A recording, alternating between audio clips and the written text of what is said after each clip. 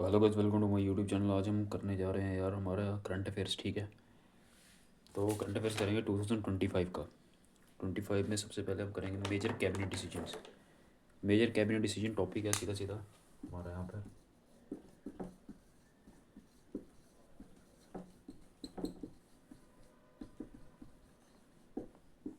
Major cabinet decisions, ठीक है। तो कैबिनेट ने कौन कौन से अप्रूवल दिए, कौन कौन से लॉ पास किए, तो वो सब बताएंगे हम। ठीक है, सबसे पहला cabinet approves the nutrition based subsidy rate for rabi crops 2025-26 on phosphatic and potassic fertilizer. ठीक है, सब्सिडी रेट प्रोड्यूस की उन्होंने फार्मर्स को। ठीक है, पहला है cabinet approve subsidy rates nutrition based, जो मतलब न्यूट्रिशन बेस्ड सब्सिडी रेट्स हैं। ठीक है, और राबी क्रॉप्स के लिए 2025-2026 year on phosphatic and potassium fertiliser, on phosphatic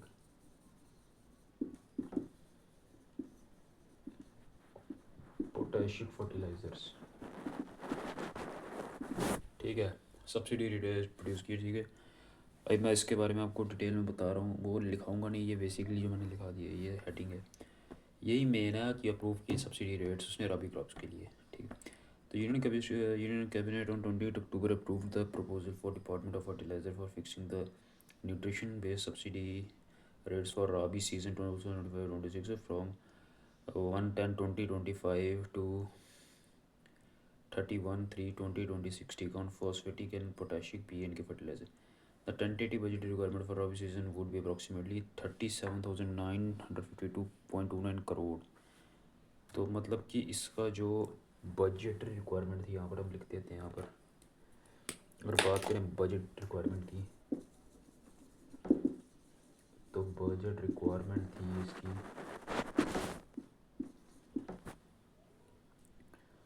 वो थी करीब ₹37,952.29 करोड़। ये इसकी बजट रिक्वायरमेंट थी गाइस अप्रूवल की, जो अप्रूव किया उसने सब्सिडी रेट्स फार्मर के लिए।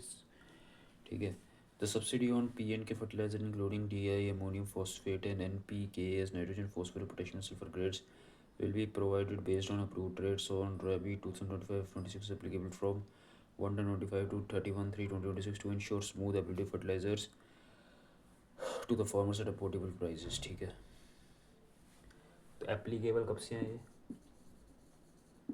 Applicable from 1/10/2025। ठीक है, मतलब अक्टूबर 1 से एप्लीकेबल है ये, कि यहाँ पर आपको सब्सिडी मिल सकती है। ठीक है, और कैबिनेट ने क्या अप्रूवल किए, तो ये था हमारा पहला सब्सिडी रेट अप्रूव किया इसने। और कैबिनेट ने क्या अप्रूव किया, तो गाइस यहाँ पर हम देखते हैं। जो सेकंड थिंग कैबिनेट ने अप्रूव की वो है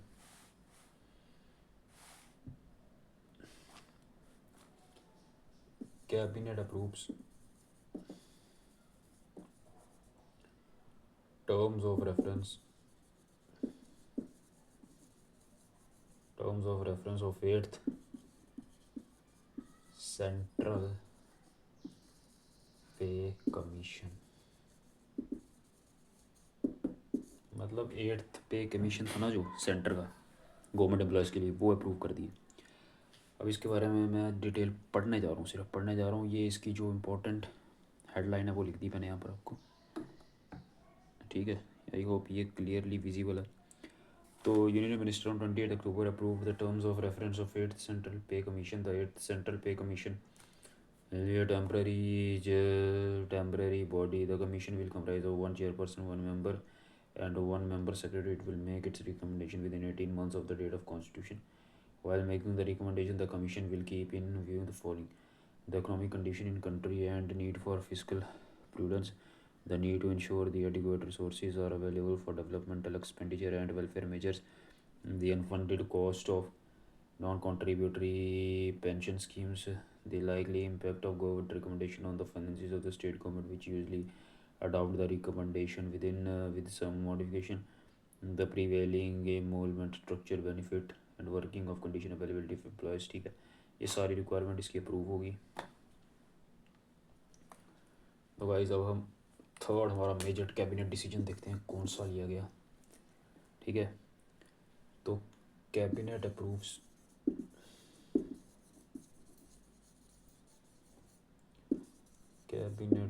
major railway multi tracking projects.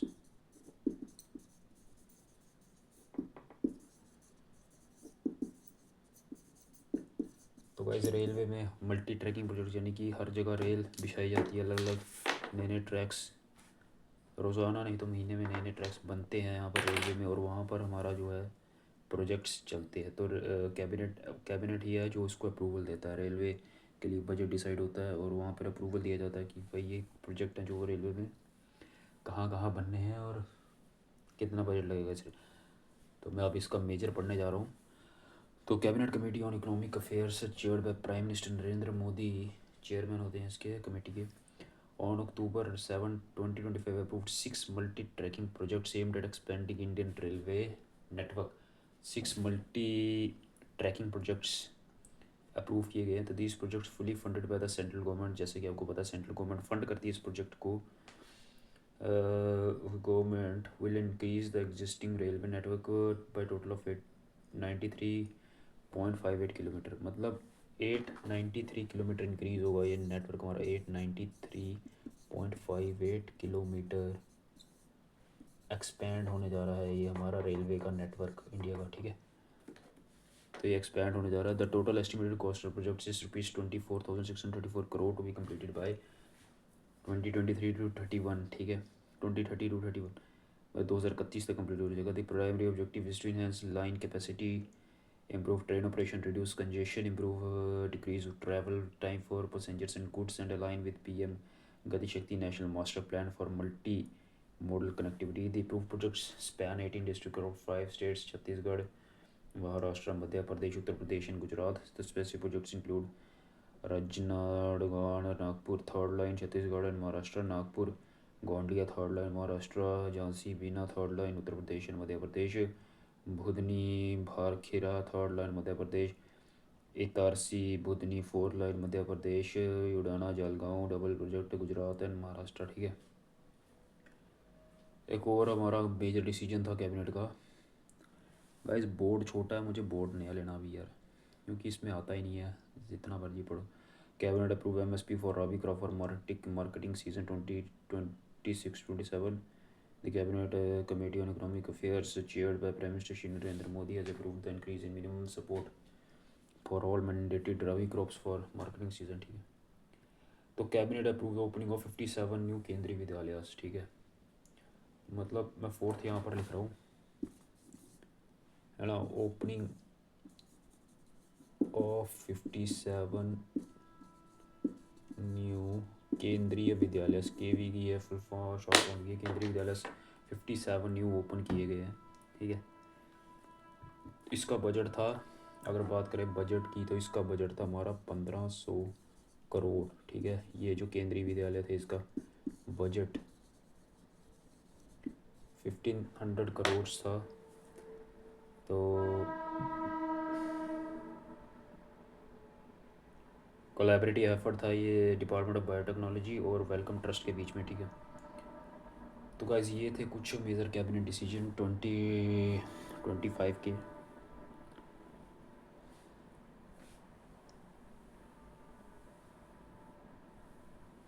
और कैबिनेट ने अप्रूव किया 3% हाइक ऑफ DA, ठीक है। अगर हम बात करें फिफ्थ मेजर डिसीजन की, तो cabinet approve 6% hike in daily allowance, ठीक है। गवर्नमेंट एम्प्लॉयज़ के लिए होता है ये, ऑफ गवर्नमेंट एम्प्लॉयज़। तो गवर्नमेंट एम्प्लॉयज़ के लिए 6% हाइक DA की मंजूरी दे दी गई है गवर्नमेंट के द्वारा, कैबिनेट ने अप्रूव कर दिया है। और कैबिनेट ने nation wide celebration of 150th anniversary of Vande Mataram, मैं हमारा वंदे मातरम है, हमारा जो नेशनल सॉन्ग है उसका उसकी अप्रूवल दी गई है कि वो नेशन वाइड सेलिब्रेट किया जा सकता है। और उसकी 150th एनिवर्सरी हो रही है, यानी 150 वर्ष पहले वो बनाया गया था। जिससे कि आपको पता है वंदे मातरम हमारा जो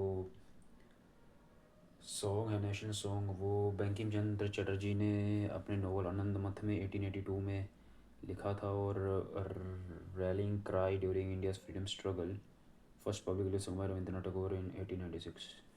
तो पहला गाया था उसको सबसे पहले रविंद्रनाथ टैगोर जी ने 1896 में।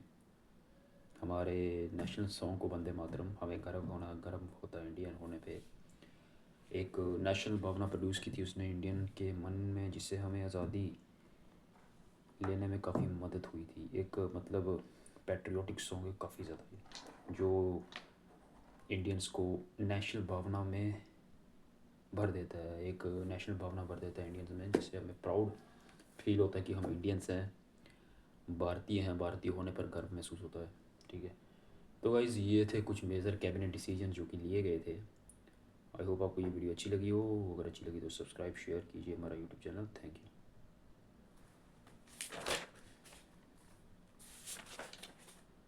आँखों से पढ़ के तुझे दिल पर मैंने लिखा, तू बन गया है मेरे जीने की एक वजह, आँखें तेरी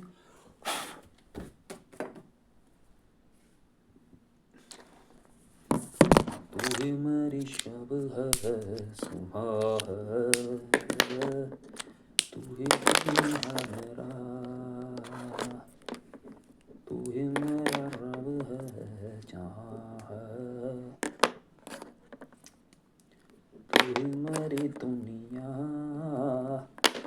तू वक्त मेरे लिए, मैं हूँ तेरा लम्हा, कैसे रहेगा भला होके तू मुझसे जुदा। ओ, ओ,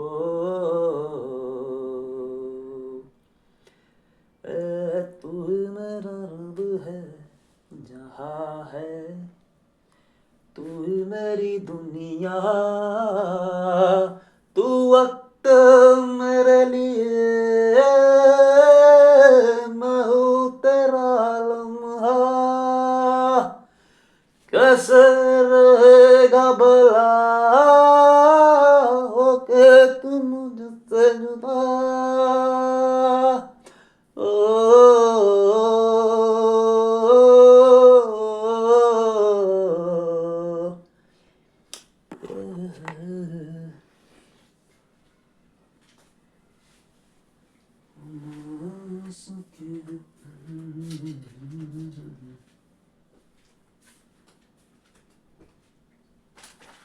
आशिक उसका वो आशिकी है मेरी।